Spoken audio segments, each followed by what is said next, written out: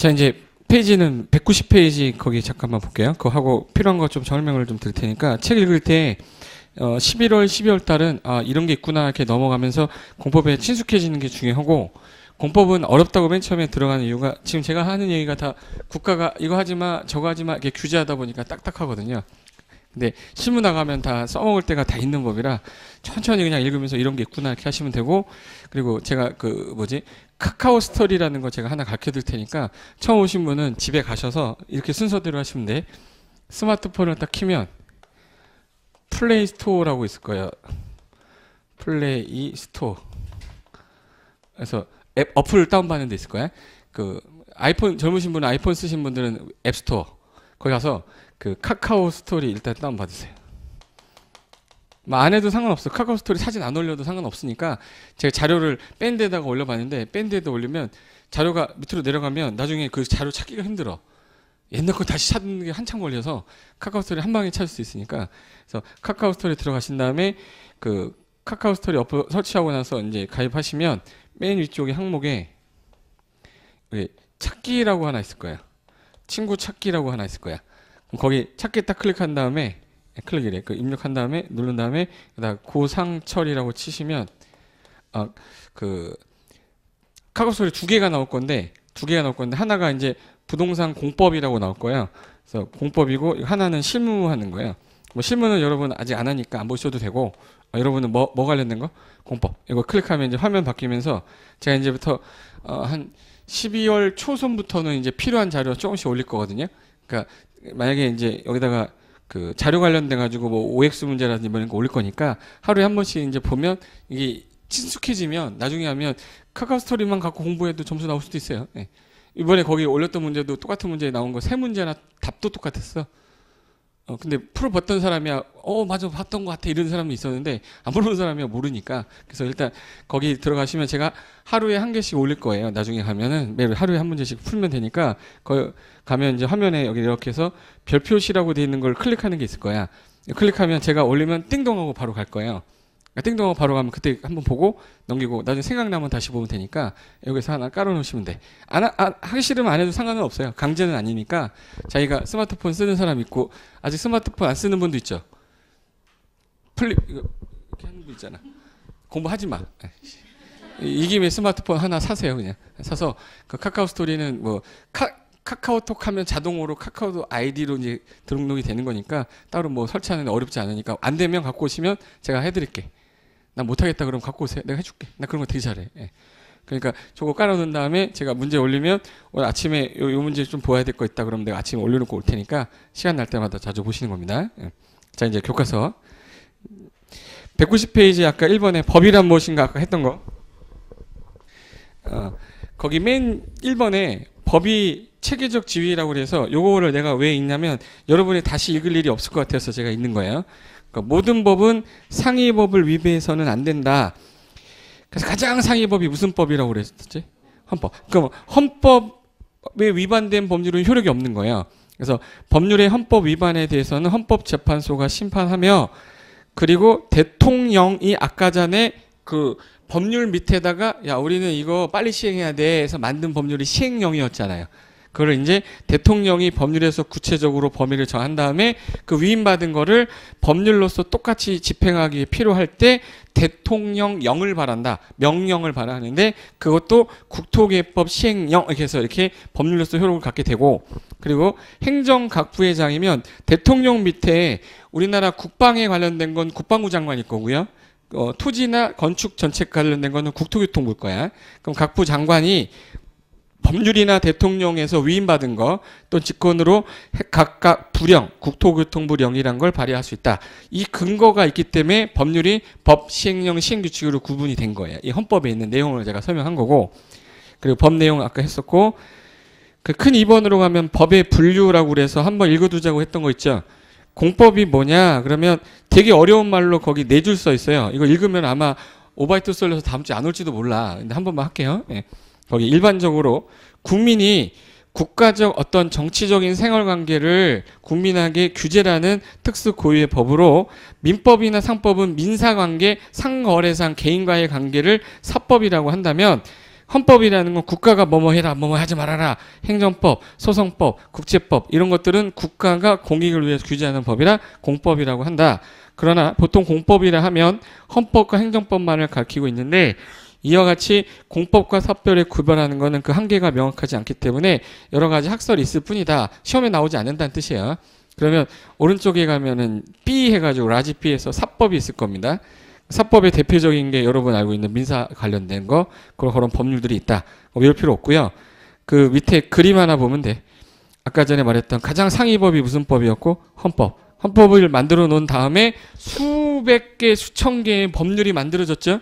그 법률은 국회 의결을 거치기 때문에 시간이 많이 걸려서 적게 걸려서 많이 걸려서 야, 안 되겠다. 명령이라는 거 만들자 해서 명령이 아까 몇 개로? 두 개. 두 개. 그래서 명령은 시행령하고 뭐로 나눠져? 시행규칙.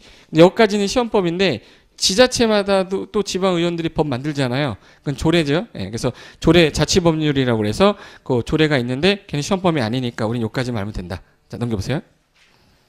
그리고 이제 뒤에 넘기면은 1번이 법령, 2번이 법률 써있죠. 자, 이제 구분할 수 있어야 돼. 자, 건축법이라고 내가 써볼 테니까 뭐야 날라가네.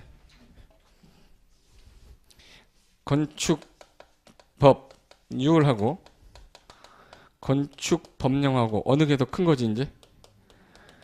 봐, 사람을 대학교 1학년치를 끝내버렸어. 이게 한 2시간에. 예. 대학교 1학년, 2학년 돼도 저거 구분하라면 구분 못해요. 법률하고 법률이 뭐가 다르냐? 다르죠? 같은 거 아니죠? 얘는 법 하나만 얘기하는 거고 얘는 뭐예요? 시행령, 시행규칙 포함해서 말하는 거니까 시험 문제는 법률에 따르면으로 나와요? 법령에 따르면으로 나와? 그래서 시험 문제는 건축법령상 다음은 허가에 관한 설명이다. 올바르지 않은 것 이렇게 나와요. 건축법상이라고 나오지 않아. 그래서 이제 법령이라는 것만 아시면 되고 법령하고 법률 구분하는 거고 그 밑에 이제 제가 시행령, 시행규칙이 뭐다라는 거 자세하게 써놨으니까 지성인이 되려면 읽어만 두세요. 시험이 안 나옵니다. 네. 자, 넘기시면 194페이지 가세요. 이제 여러분이 이제 앞으로 공부하다 보면은 부딪힐 단어들인데 거기 194페이지 3번의 법률 용어의 이상, 이하, 및 또는 등등 이거는 제가 기초 강의 아니면 할 시간이 없을 거예요. 거기 첫 번째가 이상, 이하랑 초과, 미만 할 때 여기 잠깐만 보세요. 건축법에 가면 어떤 규정이 있냐면 2층 미만이거나 2층 미만 이거 3층 미만이구나. 3층 미만이고 그리고 연면적이 1,000제곱미터 미만 이렇게 써 있어. 만약에 그러면 여기서 3층 미만이라 그러면 1층도 있고 2층도 있고 3층도 있고 4층도 있어요. 여기서 이거는 뭐 신고로 가능하다라고 했어요. 근데 지문에 1, 2층인 경우에 또 2, 3층인 경우에 2층인 경우에 신고로 가능하다. 이거 신고로 가능하다. 이거 OX야. 1번 2층인 경우 신고로 가능하다. 맞아요? 이거 맞는 지문이지? 예. 눈빛이 왜 이러는 거야? 예. 맞는 거잖아. 예. 이거 3층일 때 신고다. 맞아요? 여기 3층 미만이라고 돼 있잖아. 미만이면은 3층을 포함하지 않고 그럼 1층하고 몇 층까지만 여기까지만 신고고 3층, 4층은 무조건 허가받으라는 뜻이거든요. 그러면 3층일 때 신고로 가능하단 말은 틀린 말이 되는 거야. 근데 초등학교 1학년 애들도 미만하고 요거 이상은 알 거 아니야. 만약에 3층 이상이다 그러면 몇 층부터를 말하는 거지? 3층부터를 말하는 거죠. 4층부터가 아니잖아. 근데 3층 초과 그러면 4층부터죠. 그러니까 요 이자가 붙어 있으면 앞에 거를 포함하는 거야. 그러니까 이가 같을 이자야. 앞에 거를 포함해서. 그럼 만약에 5층 이상 그러면 뭐야? 5층부터. 6층 이상 그러면 6층부터. 그러면 30일 내까지가 있고 30일 이내란 말이 있어요. 그러면 얘는 30일 안에 신고해야 된다 이렇게 돼 있어요. 그러면 29일까지 하라는 얘기예요? 30일까지 하라는 얘기예요? 29일까지 신고하라는 얘기고 얘는 며칠까지? 30일까지 신고하라는 뜻이야. 다른 거야 이게. 이자가 붙으면 앞에 걸 포함한다는 뜻이에요. 됐죠 이제? 그럼 거기 그 일정 수량을 기준으로 그 기준점을 포함해서 그것보다 많다면 이상이고 그것보다 작을 땐 이하란 말을 쓰는데 기억 보시면 6층 이상이란 말을 쓰면 6층 포함해서 6층보다 높은 경우를 말하는 거니까 6, 7, 8, 90을 말하는 거다. 5층이 하면 몇 층까지만? 5층까지. 그리고 이제 요거를 포함하지 않을 때는 초과나 미만이란 말을 쓴다 그 뜻이에요. 그럼 니은에 10 미만 그러면은 몇 가지를 말하는 거야?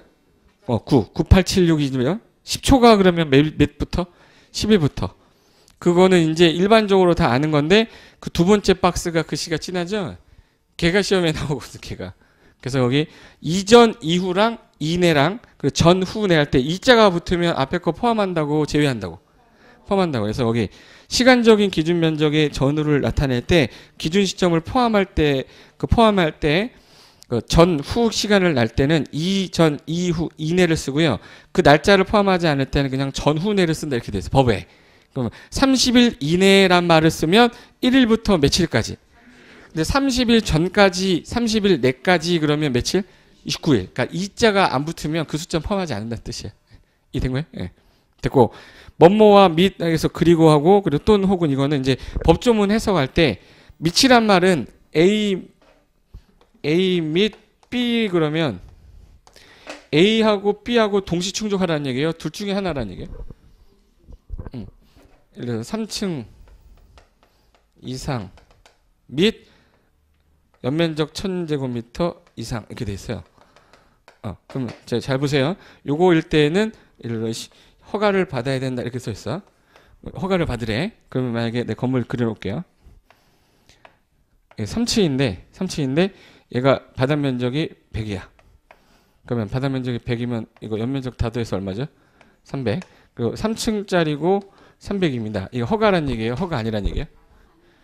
A 및 B라고 했잖아. 그러면 3층 이상이면서 동시에 얼마? 1000. 3층 이상은 됐는 거 맞죠? 근데 300이 안 됐잖아. 그럼 얘는 허가가 아니라 뭐야? 신고 이런 거야. 그러니까 여기서 밑은 두 개 충족을 해라. 근데 이게 만약에 또는으로 돼 있잖아요. 또는이면은 3층 이상이든지 연면적이 1000 이상이든지잖아. 그럼 그때는 얘는 뭐야?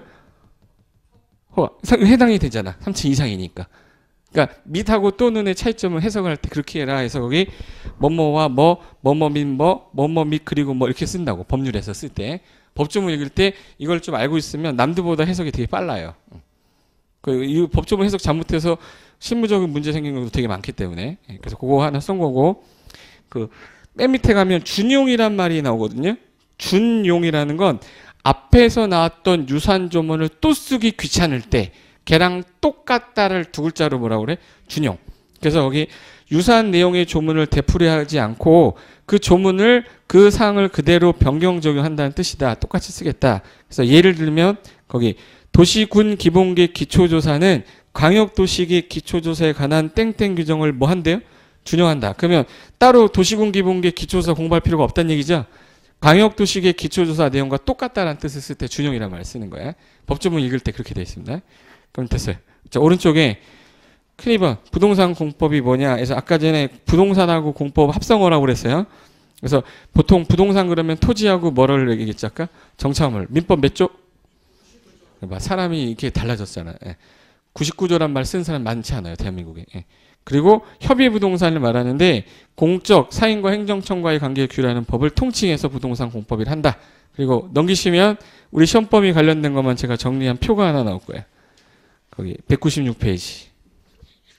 맨 위에 보시면 국토기본법이라고 하나 나왔을 건데 그게 음형이 들어갔어요? 음형이 안 들어갔어요? 부동산 관련 공법은 맞아요. 근데 시험 범위에 들어가 있는 법이 아니라서 제가 음형을 안 넣은 거야. 그럼 기본이 되는 법률이 만들어지고 규제하는 법이 동그라미 1번 진한 그 박스에 국토의 계획 및 이용에 관한 법이라고 하나 나왔죠. 그 법이 이제 토지 관련된 법률인데 토지를 개발할 거냐 보존할 거냐 두 개로 나눴잖아요. 맨 밑으로 가면 개발에 관한 법률이 밑에 있고 오른쪽 보존에 관한 법이 있을 거예요. 보존에 관한 법은 산림, 산지, 농지 중에서 산림법, 산지관리법, 농지법이 있는데 우리 시험 범위에 산림은 안 들어간댔죠. 뭐만 들어가 있어요? 농지법. 농지법이 6번이 된 거고 개발에 관한 법은 건물 짓기 위한 법이 두 가지 있죠. 그래서 건축법하고 무슨 법이 있고 주택법. 그리고 이제 신도시 개발법하고 구도시 정비법에서 그 밑에 음영 들어간 거 4, 그리고 2, 4, 5, 3 그거는 이제 개발에 관한 법 4개. 그래서 우리 시험 범위상 몇 개 법률인 거예요? 6개 법률. 그래서 이제 국토기획법하고 왼쪽에 개발에 관한 법률 4개랑 보존에 관한 법 하나. 요게 이제 시험법인 건데 이거보다 더 많이 있는데 공법 관련된 것만 책에 제가 정리해 놓은 거야. 그리고 이제 행정계획은 행정계획 파트 가서 제가 설명을 할 거고 198페이지 잠깐 봐보세요. 제가 아까 대한민국 용도 지역 현재 4개예요, 5개야? 크게 4개라고 그랬죠. 그럼 여기 4개 중에 대한민국 땅을 딱 봤을 때 어느 땅이 제일 많을 것 같냐? 그 정도는 알고 감이 있어야 땅을 볼 때 되게 편해요. 예. 어느 게 제일 땅이 많을 것 같아? 이게 제일 많을 것 같죠. 이게 제일 적어요. 제일 많은 땅은 농림지역이야.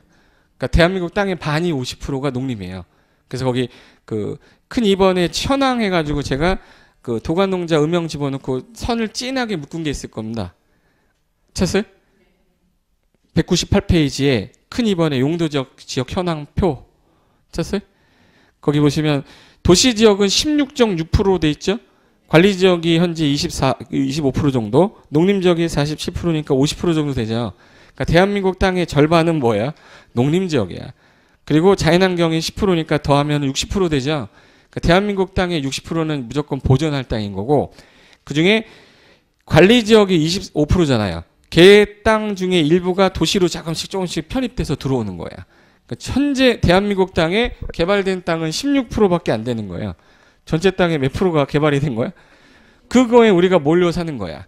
그 중에 제일 많은 게 여기 서울, 인천, 경기고요. 그다음에 여기 부산, 울산, 대구, 여기 경남권, 경북권이야. 인구가 5천만 여기 몰려 사는 거고 중간에 이렇게 개발이 되는 거예요. 그래서 그 현재 용도 지역은 그렇게 구분이 돼 있고 그거를 어떻게 구분한 거냐면 그 밑에 그림에 아까 국토기본법은 시험범위 아니니까 신경은 안 쓰셔도 되고 걔가 있다고 보시면 되고 국토이용계획 밑에 이제 해당 도시의 기본계획 관리계획 밑에 전국토를 4개로 도관 농자 구분한 상태에서 도시지역이 아까 몇 개로? 4개. 주, 상, 공, 노. 관리지역이 아까 계획관리, 생산관리, 보존관리 이렇게 구분했었잖아요. 그래서 이 상태에서 전국을 관리하겠다.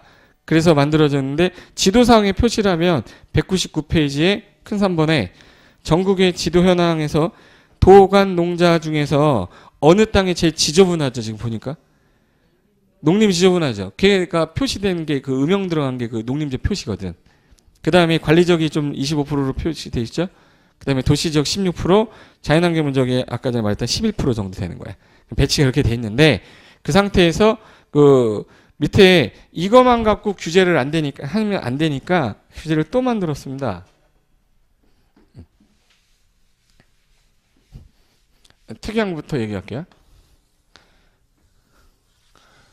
서울시면 모든 도시 중에 유일하게 서울특별시만 용도지역이 관농자가 없어요. 예, 관농자가 없어. 어느 시만?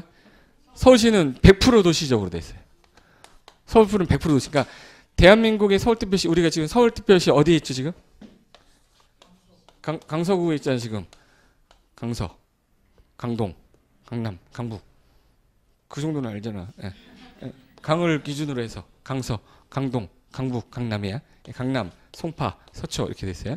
그 중에 인구 제일 많은 구가 어딘지 아세요? 인구가 제일 많은 구. 송파구. 송파구가 제일 많아. 송파구 다음에 그 다음에 2등이 강남구. 강남구 다음에 많은 구가 강서구예요. 3등이야. 그러니까 여기 송파구, 강남구, 강서구가 서울시 인구 제일 많은데요. 그러면 영업을 하거나 장사를 해도 어디가 제일 잘 되겠네? 송파, 강남. 근데 돈을 유동인구가 많은 지역은 아니잖아. 강서구가. 유동인구는 어디가 더 많아요? 강남, 송파니까 장사하면 여기서 해야지 돈이 되는 거야. 예. 인구가 많은데 거주 상주 인구를 말한 거였고 유동인구는 강남이 제일 많아요. 그럼 이제 해당 지역 내에서 강서구에 현재 특정 지역을 봤더니 여기는 상업적으로 만약에 만들겠다 해서 까치산역이 여기에 있으면 까치산역 중간으로 해서 이렇게 해가지고 여기가 상업지역이에요. 그 중에 우리가 까치산에서 여기까지 오는데 여기까지 상업지역이 걸린 거야. 근데 바로 이쪽에는 이제 주거지역이에요. 주거지역. 주거지역이면 2종 일반 주거지역이나 1종 일반 주거로 아마 돼 있을 거예요. 상업지역 주변에 있는 건 전용 주거가 안 나와요. 일반 주거가 나와. 그러니까 여기는 일반 주거지역으로 아마 돼 있을 거야. 그럼 이제 이렇게 해놨는데 여기 상업지역하고 여기 강남구 상업지역하고 둘 다 같은 상업이잖아요. 근데 여기 건물은 여기 50층짜리 건물이 있는데 여기 강서구 상업지역에는 50층짜리 건물이 없어요. 같은 상업지역인데 왜 그래? 공항이 있어요. 김포공항이 있어요. 저기 김포공항이 있다 보니까 김포공항 주변에 여기저기 고도 제한이 됐어. 74m로. 그러니까 여기는 74m 넘는 건물이 못 들어오는 거야. 그러니까 같은 상업인데도 규제가 또 돼 있는 거네. 무슨 지구로? 고도지구로 해놨어요. 지역이란 말 쓰더니 이 자식 계속 지역이란 말 쓰더니 갑자기 지구란 말로 바꿨죠. 용도 지구란 걸 또 만들어냈어요. 10개를. 고도지구, 방화지구, 방제지구에서 필요한 지구를 또 만들어냈는데 그거는 어느 지역에 위에다 했냐면 용도 지역 위에다가 한 거죠. 상업지역인데도 불구하고 고도 제한이 또 들어가는 거야. 근데 오히려 여기서 강남은요. 고도지구 지역 돼 있을까 안 돼 있을까? 여기 상업지역. 여기 돼 있어요. 여기도 고도지구인데 얘는 최고 고도로 돼 있고요. 얘는 최저 고도로 돼 있어요. 최고하고 최저의 차이점이 뭐냐? 최저안에 여기 높이보다 올려라 이렇게 됐어요. 상업 기능 올리려고. 그러니까 최저한 이거보다 높아라 이 뜻이거든요. 근데 얘는 뭐야? 최고 74m 높이 넘어가지 마 이렇게 돼 있어. 어느 지구가 규제가 더 조금 완화돼 있는 거야? 강남. 그러니까 최저고도 같은 지구인데도 불구하고 강화하는 게 있고 완화하게 있는 게 또 나눠지는 거예요. 그러면 필요에 따라 지자체에서 서울시에서 만들면 되겠네. 그럼 서울시에서 서울특별시 도시에서 도시계획을 짤 거 아니에요. 그럼 도시계획에서 여기는 최고 높이 얼마다, 여기는 최고 높이가 얼마다라는 걸 얘네가 정하는 거야. 이걸 국가가 정하면 대한민국의 모든 땅을 다 관리하기 쉽지 않잖아요. 그러니까 특정한 도시만을 대상으로 짜는 계획을 만들 수밖에 없어서 이제부터 도시계획이라는 게 여러분 시험 끝날 때까지 계속 나오는 거야. 여러분이 아마 돌아가실 때까지 도시계획이라는 단어를 들을 거야. 제가 도시계획 전공했거든요. 그러니까 도시계획 공부하면서 제일 느꼈던 거는 이과는 절대 사라지지 않는다. 도시계획과는 사라질 수가 없거든. 제가 석사는 이제 법률로 하고 박사는 이제 도시계획으로 전환한 이유가 법률하고 계획이 너무 달라요. 법에서는 이거 하지마 저거 하지마 규제했는데 그 법을 만들기 위해서 일단 뭐부터 짜게 돼 있어요? 이 계획에 의해서 야 우리는 최고 높이 제한을 하고 싶어라는 고도지구를 계획해서 정하는 거야. 근데 이 높이에 대한 제한은 계획으로 하는 게 아니라 법률에 있어야 되거든. 그래서 국토계획법에 고도지구는 이렇게 정한다 행위장에 써 있어요. 그러니까 계획하고 법률이 같이 가야 되는데 그동안 따로따로 노니까 이거 같이 공부하려고 제가 도시계획과 간 건데 도시계획에서는 대한민국의 이 도시에서 일어나는 거 다 짜야 돼. 그럼 잘 봐봐요. 여기 상업지역인데 여기 도로가 일단 50층 이상 못 칠 거니까 얘는 한 30층이나 20층으로 줄어들겠네. 그럼 도로가 여기는 6차선 정도면 충분할 건데 강남 같은 경우는 50층이 될 거 아니에요. 그럼 여기는 6차선 갖고는 부족할 수 있겠네. 그럼 도로가 몇 차선으로 늘어야 돼? 8차선이에요. 그러면 이 높이하고 이 건물의 규제가 들어감에 따라 건물의 규모가 이제 규제가 되니까 무슨 시설도 같이 가야 돼요? 기반시설. 그러니까 기반시설하고 이게 같이 가야 되는 거야. 그러니까 기반시설에 대한 계획도 짜야 되죠. 인구가 얼마 들어올 거냐, 현재 인구가 빠져나가고 있는 시냐, 들어오고 있는 시냐. 강서구는 인구 늘어오는데요, 줄어드는데요? 강서구. 늘어나. 왜 늘어나? 마곡 때문에. 마곡지구 인구 늘어오잖아. 예. 그러니까 강서구 같은 경우 인구 유입시 유입구야. 그러면 인구가 유입이 되면 뭐가 부족하겠네? 그 기반시설 늘려야 되고 주택 지어야 되고 하니까 강서구는 돈을 갖다가 기반시설에다가 퍼부어야 돼요. 예. 그러니까 기반시설이 늘어나면 좋아지는 거잖아. 그럼 강서구는 땅값이 올라가겠네. 그럼 강서구는 집값이 올라가고 있는 추세가 되는 거지. 이해된 거야? 근데 오히려 여기 도봉구라고 있거든요. 강북구도 있고. 근데 도봉구는 인구가 뭐 하고 있어요? 줄어들고 있어요. 노원으로 빠지고 의정부로 빠지고 신도시로 빠지고 있는 거야. 그럼 도봉구는 인구가 빠지고 있으니까 도봉구 구청에서는 뭔가를 해야 될 거 아니에요. 그래서 인구가 들어올 때 전입신고 들어오면 선물도 주고 막 그래요. 전입신고하면서 뭘 줘 그냥. 아 감사하다고 이렇게. 그러니까 그런 구가 있어. 인구가 빠져나가는 시는. 그리고 애를 많이 낳아서 전입신고 들어오면 좋은 거잖아. 그래서 애를 많이 낳으면 어떤 시 어느 구는 애를 낳았으니까 맨 처음에 그 출생신고 하러 가면 그 귀에다 이렇게 돼가지고 그 체온 재는 게 있거든요. 제가 저 첫째 그 할 때 서대문구에서 신청했거든. 서대문구에서는 그 체온계를 주더라고 이렇게. 그냥 이렇게 겨드랑이 시키는 그 싸구려 말고 귀에다 꽂는 거 있어요. 그거 주더라고. 그러니까 구청마다 또 달라요. 그 지원하는 게. 그러니까 인구가 들어오는 데 따라 늘어나고 들어가는 데 따라 도시계획이 바뀌는 거야. 옆에 있는 시가 있어요. 여기 서울시 옆에 성남시가 있고. 용인시 있어요. 용인시. 여기 수원시 있어요. 어디가 인구 제일 많은 시죠 지금? 수원시예요? 성남시예요? 성남시에 인구 더 많아. 먼 당에 들어와서. 분당에다 판교까지 들어가 버리니까 인구 계속 늘어나잖아요. 성남시는 그러면 이제 인구가 늘어나는 지역이니까 주택량이 좀 부족하니까 주택 지어야 될 거 아니에요. 그러니까 여기는 주택 가격이 잘 안 떨어지는 동네야. 근데 수원시 같은 경우 인구가 빠져나가고 있거든요. 오히려 수원시는 아파트 가격이 안 늘어난 거야. 안 올라간 거야. 그러니까 다 그 뭐에 해당되는 거예요? 인구. 그러니까 인구 변화를 많이 알아야 되는데 그럼 수원시에서도 수원시 도시계획을 짜겠네. 그럼 용인시에서는 용인시 도시계획을 짤 거고 그리고 성남시는 성남시 도시계획 짜겠죠. 근데 세 가지 중에서 인구가 제일 많은 지역이 여기다 보니까 여기 인구가 지금 현재 일로 이제 자꾸 나오니까 서울시에서도 문제가 생길 거고 용인시 같은 경우는 너 여기서 A라는 애가 여기서 살고요. B는 여기 살아. B는 서울 사고 C는 어디 사는 거죠? 그럼 얘는 서울 특별시민이고 얘는 경기 도민이잖아. 그래서 느낌이 좋은지 보세요. 너 어디 살아 했더니 B가 나 서울시 사는데 이거랑 A가 너 어디 살아 그러면 나 경기도 도민이다 이래? 아니잖아. 제가 지금 현재 강남 쪽 가면 송파구에 하면 풍납동이라고 있고요. 풍납동 바로 옆이 잠실이에요. 잠실 바로 옆이 풍납동이거든요. 제가 풍납동 살았었는데 대학 다닐 때 친구들이 지방에서 온 애들은 집 어디 사냐 그러면 나 서울 그 풍납동 사는데 그러잖아요. 풍납동이 뭐야? 막 이래요. 잠실 살다 그러면 오 막 이래. 그러니까 너 어디 사냐라고 물어볼 때 그냥 잠실 얘기해버리면 속이 편한 거야. 그러니까 내가 현재 잠실 안 살아도 잠실 근처잖아요. 그럼 풍납동 어디로 자꾸 흡수되려고 그래? 잠실 흡수되려고 그래. 그러면 서울하고 인접지면 얘 서울 산다고 그러지 용인 산다고 얘기 안 해요.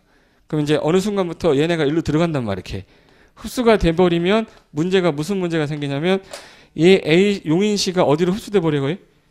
그럼 서울에 흡수돼 버리면 도시의 정체성 잃어버리니까 안 되겠다. 야, 니네들 경기를 따라서 우린 개발을 좀 못하게 묶을 거야. 해서 묶어놓고 해당 지역이 워낙 큰 시가 있을 때는 흡수돼 버려요. 그래서 도시가 무질서하게 확산되는 거 막고 도시 주변의 자연환경도 막고 건전하게 생활할 수 있는 공간 확보도 하고 국가 보안상 3발상 주변에 영어로 무슨 벨트? 그린벨트라는 걸 만들어 놓은 거야. 이걸 개발 제한 구역이라고 그래요. 그럼 기존에 용도 지역 지구가 있어도 다 필요 없어. 여기 지역은 아무도 하지 마. 그럼 못 하는 거예요. 근데 지금 현재 여기만 그래. 여기로도 또 그러고 그래. 여기도 그래. 그러다 보니까 서울시 외곽으로 이렇게 해가지고 이렇게 해서 영어로 그린벨트라고 그랬죠. 그린 뭐야? 벨트. 하늘에서 보면 녹색 허리띠 같이 생겼다 해서 그린벨트라고 그래요. 녹색 허리띠야. 그럼 이게 어느 시 위주로 있겠네? 특별시, 광역시 위주로 했어. 그러니까 대전 옆에, 광주 옆에, 부산 옆에. 그러니까 외곽으로 다 이런 게 있을 거예요. 그러니까 강원도에는 개발 제한국이 없어요. 개발을 다 제한되어 있기 때문에 개발 제한국이 없어. 그러니까 큰 시나 5대 광역시, 6대 광역시 주변에 도시가 확산되는 걸 막자고 만들어 놓은 게 뭐예요? 개발 제한 구역이에요. 그러면 기존의 용도 지역, 용도 지구 이걸로 안 되니까 또 만들어낸 게 용도 뭐예요? 구역이야. 그래서 그 만화로 된 그림이 하나 있을 거예요. 199페이지 거기 제가 왼쪽에 지도 하나 그려놓고 자, 한 개 땅의 공법상 규제는 매우 복잡하다라고 해놨거든요. 왜 그러냐면 오른쪽에 땅이 도간농자 용도지역이 있지만 그 위에 용도지구라는 10개가 또 지정되는 경우도 있고 밑에 있는 용도구역도 4가지가 지정되는 경우도 있고 특이하게 뭐 특정 개발구역이나 뭐 투기과열지구, 토지거래 허가구역 또 지정이 되거든. 그러니까 토지 하나에 규제되어 있는 게 단일하게 하나만 있는 게 아니라 어떤 지역은 막 20개 되는 지역도 있고 어떤 지역은 10개, 어떤 지역은 3개 이렇게 되는 지역도 있어요. 그러다 보니까 하나하나 해석하기가 어려우니까 이거 규제를 하나씩 다 배워나가는 게 공법인 겁니다. 이제 일단 내용이 어렵다기보다는 양이 많긴 많구나라는 느낌은 왔죠. 내용 어렵지 않습니다. 내용 내가 얼마나 쉽게 설명하는데 이해가 안 되는 게 아니라 기억이 안 나는 거야. 양이 많아서. 그럼 이제 뒤로 하나 넘겨보세요. 그 뒤로 넘기시면은 거기 3번에 이제 앞으로 공법 공부 어떻게 할 거냐, 무엇이냐 뭐 이렇게 써놨는데 이거를 왜 썼냐면 첫 번째 줄에 공법은 일단 시험 범위상 법률이 너무 많아서 구체적인 규정을 많아서 일반적으로 공인중개사 시험 2차 과목을 가장 힘들어 하는데 2차 과목 중에서 최근 20회부터 24회는 엄청 갑자기 어려워져 버렸어요. 20회부터 되게 어려워지기 시작했어요. 그리고 주택법과 도시개발법, 정비법에 가는 경우에는 규칙에서도 시험에 내면 맞추라고 틀리라고. 그래서 옛날에는 기존 시험에서 안 나오다가 20회 때부터 규칙을 막 내기 시작한 거예요. 틀리는 문제는 무조건 넣어야겠다. 그래서 이게 나오기 시작하니까 걔는 버려야 돼요? 맞춰야 돼? 버려야 돼. 그래서 출제돼서 수험생들이 매우 어렵게 느낀 경우도 있었고 기본적인 내용 이해한 후에 세부 규정을 외워나가는 식으로 전체적인 흐름 잡고 나서 그 다음에 외워야 되는데 개별 규정 하나하나 외워봤을 것 같고는 문제 못 풀어요. 예. 그리고 공법의 경우 실무와도 직접적 관련이 많기 때문에 실무 공부한다는 생각으로 같이 공부하면 재밌게 시작이 가능한데 양이 많다고 딱딱하다고 재미없다고 하는 순간부터는 이거 안 들어와요. 항상 머릿속에 공법 선생님 너무 좋아 막 이렇게 가야 돼. 공법도 재밌어 이렇게 가야지. 그 새끼 보기만 하면 짜증나 이렇게 하면 안 돼요. 대학교 고등학교 때 선생님이 좋아야 그 과목도 좋아한다고 그러잖아. 근데 공법이란 과목은 자기가 암시를 해야 돼. 재밌다. 좀 양은 많아도 할만하다 이렇게 가야 돼요. 그래서 제가 하나 예를 들어놨는데 공법 공부하면 지식적 수준이 높아지는 것 중에 하나가 거기 대한민국 뭐라고 됐어요? 헌법 법조문을 본 적이 아마 한 번도 없을 겁니다. 들어본 적 유구한 역사 전통에 빛나는 이거 들어본 적 있어요? 그래서 읽어볼게요. 이거 뉴스 TV에 많이 나왔는데 유구한 역사와 전통에 빛나는 우리 대한민국 3.1운동 건립으로 인하여 어쩌고저쩌고 해놓고서 1948년 7월 12일에 제정이 되고 8차에 거쳐 이 헌법을 국회에 거쳐서 국민투표에 따라 개정을 해서 현재 8번 개정이 된 거예요. 그리고 나서 1장 총강에 1조 대한민국은 민주공화국이다. 요 2항이 제일 유명했던 조문이에요. 그 변호사 영어 봤어요? 그 대한민국 주권은 국민에게 있고 모든 권리 국민에서 나온다. 이 조문이 그 1조 2항이야. 송강호가 했나? 송강호 맞아요? 변호사? 걔가 했던 말인데 그럼 대한민국의 모든 주권은 국민한테 있고 그 모든 권력은 국민으로부터 나오니까 국민이 이제 책임을 지는 거야. 근데 그러면 한반도 안에서 일어나는 모든 것에 대한 것 중에 토지하고 부동산 있죠. 토지하고 건물은 이건 재산권이죠. 재산권과 관련된 법조문은 하나 알고 계셔야 될 거 아니에요. 그게 24조인가? 23조? 제23조 하나 있을 거야. 찾았어요? 이 모든 국민의 재산권은 보장하겠다가 헌법의 규정입니다. 그 내용과 한계는 법률로 정하는데 재산권 행사는 공공복리에 적합하도록 하고 공공복리에 따라 어떤 타인의 재산권을 정부가 도로를 만들겠다고 뭘 하거나 수용, 일시적으로 쓴다거나 제한을 할 때 사유재산권에 침해한 거죠. 그럼 반드시 정당한 뭐를 꼭 해줘야 돼. 그럼 보상을 안 하면 헌법에 위배되는 거예요. 그래서 보상을 안 했을 때는 헌법에 위배된다는 걸 증거로 해서 소송 들어가면 받아낼 수 있는 거야. 헌법에 위배됐으니까 무조건 소송 보상금 주는 겁니다. 그래서 정당한 보상을 반드시 지급해야 된다. 이 23조 1항, 2항, 3항 때문에 이 부동산 공법이 있는 거나 마찬가지인 거예요. 그래서 밑에 국토기금법 관련된 내용을 제가 참고로 잠깐 넣어놨는데 이건 이제 진도 나가면서 나중에 설명을 드릴 거고 이거 하나 설명하고 갈게요.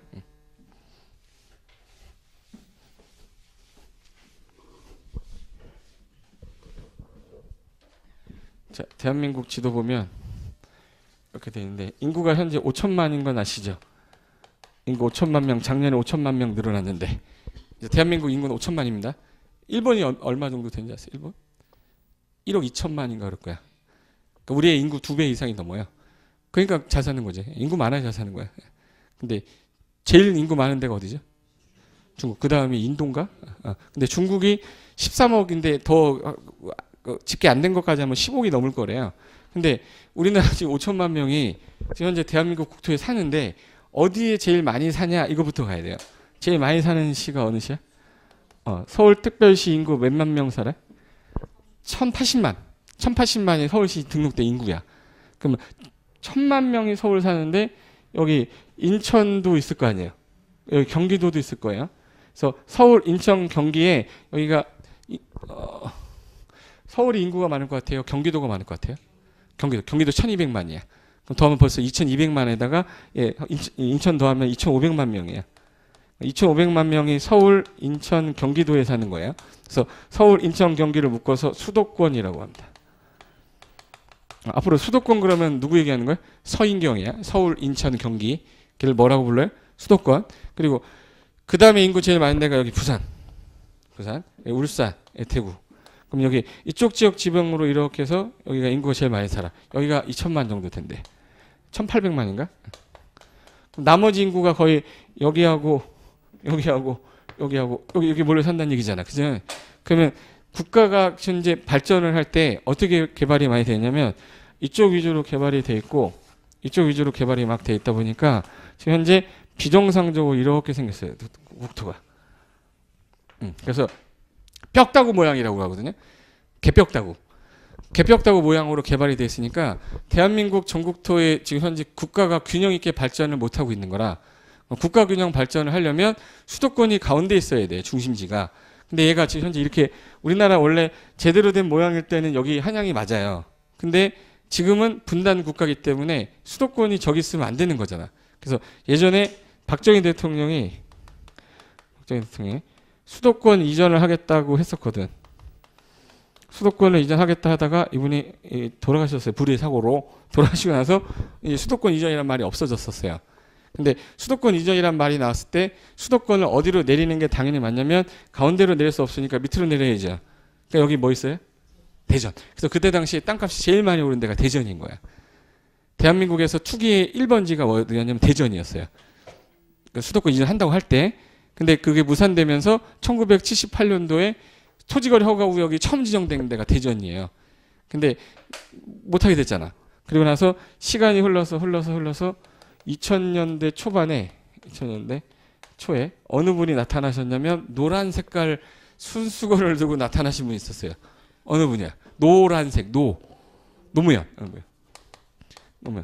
대통령이 될 때 선거 공약이 뭐였냐면 국가가 현재 비정상적으로 발전이 되고 있기 때문에 국가 균형 발전을 위해서는 수도권을 이전하는 게 맞다. 그래서 이 사람의 목적이 수도권 이전이었어요.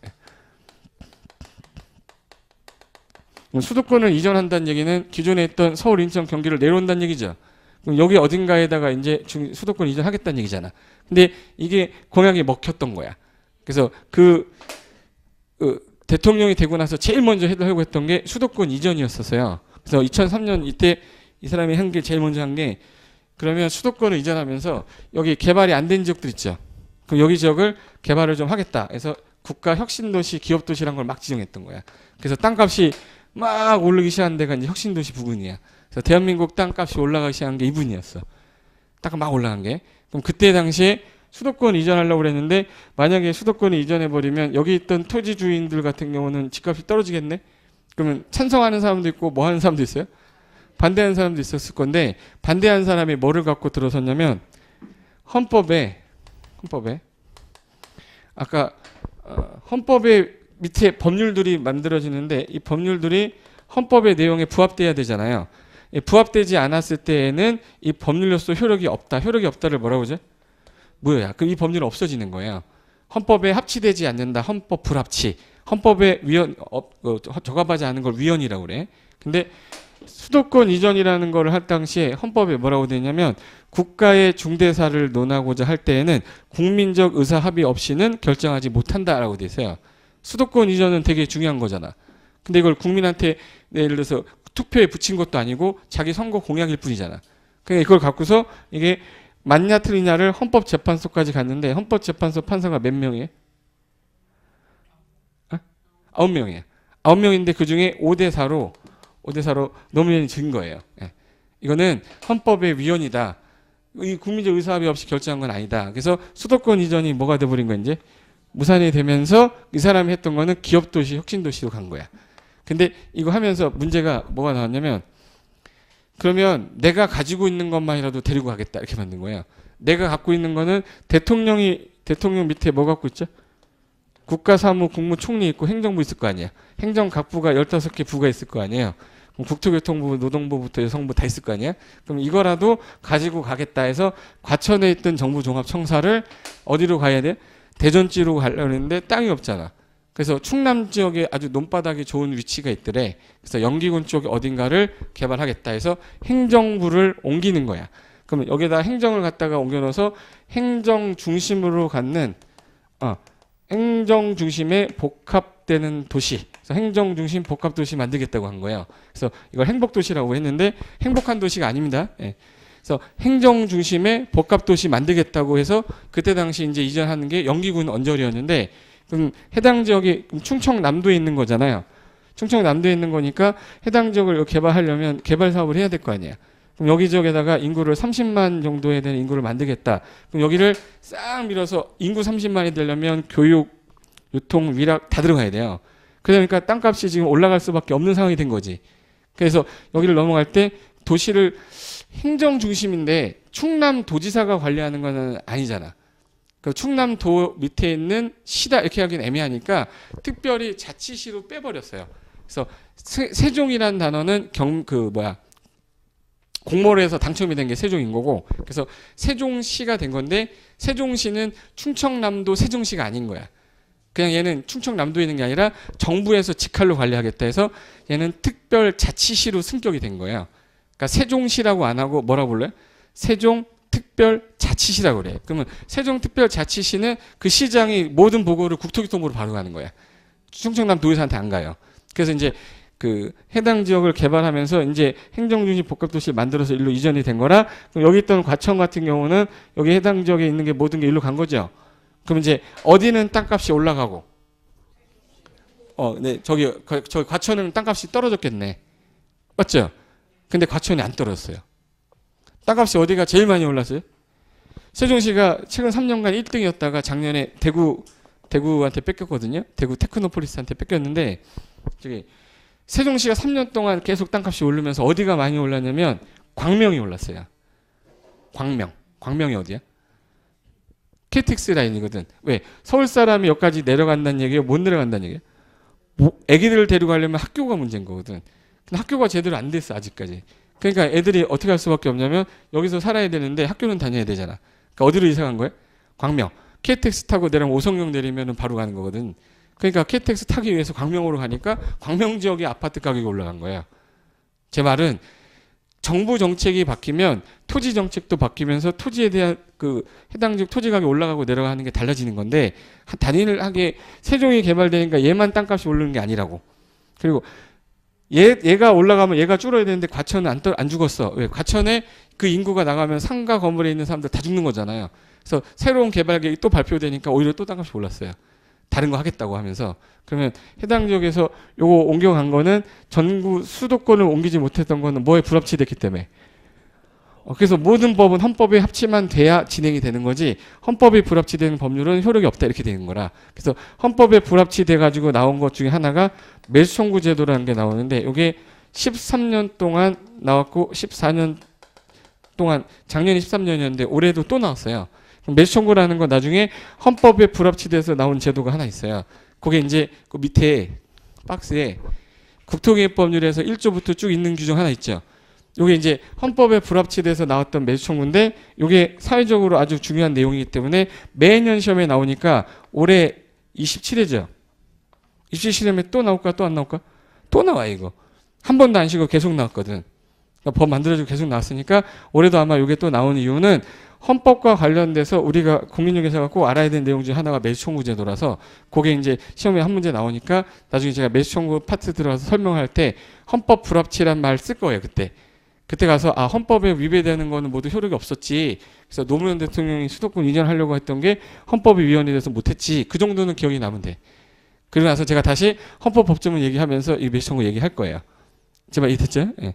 그래서 헌법이 중요하다는 게 아니라 헌법에 위배돼서 나온 제도가 시험에 나오니까 저놈이 시험에 나와서 저거 공부할 거다 그 얘기야. 예. 됐고 뒤로 한 장 넘기시면 다 끝났네. 그 202페이지 아까 법책에 잠깐 봤던 건데, 오른쪽 위에 세로로 시험 관련 6개 법률에서 아까 6개가 우리 시험 범위에 있다고 그랬죠? 맞아요? 그 202페이지 맨 위에 세로 시험 관련 6개 법률, 거기 1, 2, 3, 4, 5, 6에 국토개혁법부터 해서 농지법 있고 시행령 6개 있고 시행규칙 6개 있는데 어딘 시험에 안 나와? 시행규칙은 나오긴 나오는데 틀이라고 한다고 그랬죠. 어쩌다 한두 개씩 공부 안 해도 되고, 조례규칙은 시험 범위에 아예 해당하지 않기 때문에 우리는 법과 시행령 위주로 공부한다. 그래서 밑에 제가 법률을 3개를 써놨어요. 건축법, 세로의 건축법 시행령, 건축법 시행규칙 몇 개죠 지금? 그럼 맨 앞에 건축법에 제2조 2항 보시면 건축물이란 띵땡땡땡 해놓고 차고 창고 그 밖에 대통령령이 정한 것을 말한다 이렇게 써있죠. 그럼 대통령령은 가운데 있는 대통령령 시행령 있죠. 거기에 2조 5항, 예를 들어서 5조의 뭐 무슨 내용에 3조에 따른 뭐 2조 1항, 2항의 대통령령이 정하면 이거와 같다 해서 요 내용이 있으면 요거 갖다 봐야 되고, 그리고 맨 앞에 건축법 2조 4항에 건축 설비 해놓고 진한 글자로 국토교통부 령이 정하는 설비다 이렇게 써있죠. 그럼 국토교통부령은 맨 오른쪽에 시행규칙에 1조부터 44조 있잖아요. 거기 있는 내용 중에서 그 내용 갖다가 놓는 거야. 그래서 이거를 한 줄로 읽을 수 있게 만든 게 기본소가 나오면 제가 만든 책은 이 세 가지를 갖고 구문 형태로 읽을 수 있게 써놓은 게 제 책인 거예요. 나중에 제 책이 12월 달에 나오면 이 법조문 갖고 만든 거예요. 제가 이된 거죠. 네? 무슨 말인지 못 알아듣는 거야? 우리 법 공부하고 시행령 공부하는 게 아니라 법 관련된 게 있고 시행령 있으면 이거를 이렇게 블록을 컨트롤 C에서 컨트롤 V로 붙이네 여기다. 그럼 이제 내용 쭉 나오다가 대통령령을 지우고 그 내용을 집어넣은 다음에 해설을 하면 이 내용 자체가 법조문을 갖고 해설을 한 거니까 건축법 관련된 법조문을 다운받아서 보면 안 되고 기본소가 다 이걸 갖고 제가 편집만 한 거예요. 그러니까 여러분 책 기본소만 보시면 되니까 법조문 따로 보지 않으셔도 돼. 이해되시죠? 예. 그 맨 밑에 서울시 조례, 인천광역시 조례, 고양시 조례, 성남시 조례, 부천시 조례. 조례는 일단 법령에 정한 거를 위임해 놓은 거잖아. 그래서 걔는 시험에 나온다 안 나온다? 안 나온다. 그래서 조례란 것도 있지만 우리는 일단 세계보험 관련된 것만 공부할 거다. 그러고 나서 제일 먼저 무슨 법 위주로 가야 되는데? 국토개법 가야 되니까 여기서 쓰는 용어 정리해야 되잖아요. 그래서 여기 챕터 2가 이제 국토개법부터 6개 법령 용어 정리 제가 쫙 써놓은 거고 마지막에 공법상 알아야 될 용어 정리 해놓은 거예요. 그래서 하나하나 설명하면서 계획 설명하면서 내용 관련된 거 다 설명할 거니까 다음 주부터 빠지지 않으시면 돼요. 그러니까 오늘 한 거는 그냥 들어두는 거야. 이런 거 배울 거다라는 거 아시는 거고 다음 주부터는 이제 진도 들어간다고 생각하시면 돼요. 아셨죠? 내용이 좀 어렵더라도 빠지지 않고 오늘부터 나와서 내년 10월 달 셋째 주까지 아마 강의가 있을 거야. 그날까지 한 번도 안 빠지고 시험을 봤는데 떨어졌다. 그러면 제가 환불해 드리겠습니다. 저 집 좀 많이 있어요. 그거 팔면 돼. 예. 내가 줄게. 예. 근데 한 번도 안 빠졌을 때. 그냥 공부를 한 게 아니라 그냥 여기만 앉아 있을 때. 앉아서 한 번도 안 빠졌는데 내가 떨어졌다. 그건 제가 책임질게요. 예. 근데 자기가 빠진 건 자기가 알아서 책임지고 한 번도 안 빠졌는데 공법 내가 꽈락 맞았다. 내가 환불해 줄게. 나도 자존심이 있어요. 예. 빠지지만 마시고 앉아 있으면 점수는 나오게 해줄 수 있어. 근데 빠지니까 문제거든. 그러니까 빠지지만 마시고 끝까지 오시는 겁니다. 예, 그럼 오늘 여기까지 하고 만나서 반갑습니다. 다음 시간에 뵙겠습니다. 수고하셨습니다.